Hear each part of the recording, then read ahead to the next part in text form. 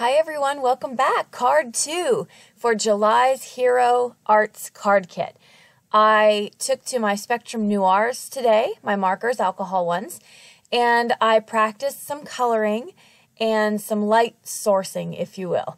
Now, I'm not definitely just trying to get used to that. I'm not an expert, but it's fun. So what is this? Finally, my Tim Holtz Stampin' Positioner tool. So I really like it. The magnets are super strong. It's a much bigger surface. If you have a normal MISTI size, you're probably not going to need this, but I have a card making mini MISTI, and so I wanted a bigger one for a lot of different techniques. So happy with it so far. If you have any questions about it, feel free to ask. So what I'm doing here is I'm putting the two images on this scene that I want in the front first. That's what you want to do. And so then I've masked those off, and I'm going to start just adding each of these little Stampin' images to this scene. So I am masking with full Post-it sheets, which means the whole sheet is sticky. And I'm just cutting that out and putting the masks down as I go.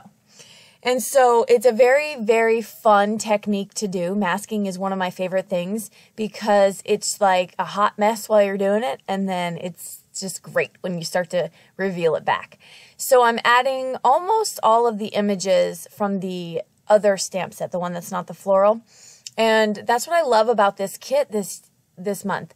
You have two stamp sets that just coordinate great, but then also are very, very different from each other too. So you have a floral, and then you have just a lot of fun gardening and outdoorsy type stuff. So I'm really happy with it. So here I'm adding some of those lilacs to the scene here, and I'm putting those straight into what looks kind of like a beer bottle or a Coke bottle. And so then I am almost finished with my scene. I had to draw one line there since I had that masked off, that one on the right. Okay, so now I'm going to start coloring. So if you want to skip the coloring, by all means, go ahead and do that. But I do show which colors I used for the Spectrum Noirs, and I put them in the scene with me. That helps me as I go because it's less work that I have to do during the editing process, and so I hope that's okay as I just put them on the screen for you to see. So I'm always starting with the darkest color, and I'm basically just following the lines that were already made for me, so it makes it very easy. I put down the darkest, then I kind of trace over that again with the medium, and then all over the image with the light. So it just gives that really nice dimensional shaded kind of look. I don't even remember how I used to color before I started doing shading because it just looks so flat now to me. So I'm really enjoying the fact that practice is just really helping this process. So if you are intimidated by alcohol markers, please do not be. All it takes is just trial and error, getting through some of those questions in the beginning. There's so many tutorials on YouTube that could help you, and it's really not that difficult. You just have to kind of have a decent supply of alcohol markers, and I don't have the most expensive ones. So I don't use Copics, really. I think they're wonderful. I just don't have them. So now I'm moving on. Had a hard time deciding what color this bucket should be. I didn't want to make everything metallic, and so I went with a green bucket. And so I liked it. I like how it turned out. I think I was going for the earthy tone, and this is one of those kind of earthy tones to kind of match with it. So after I was done with those, I'm doing one of the bottles in sort of like a dark glass, kind of like a brownish glass, like a beer bottle, I guess you could say. The other two are going to be clear, and that's why you see the stems going through the glass, whereas this one was masked off. And so on the clear ones, I'm taking that very, very light blue and just kind of tracing around it just to give it some reflection. Here I'm using HB1. This is going to be the lightest lilac color. And then I go in with the HB2 to kind of add just dots of darker dimension in the purple. And so I believe those are lilacs. They look like lilacs, so they are for my card. All right, I'm going to do the lid to this mason jar. And then after that, I'm going to do my shading at the bottom. Don't overthink it. Just put shading at the bottom. Any shading is better than no shading.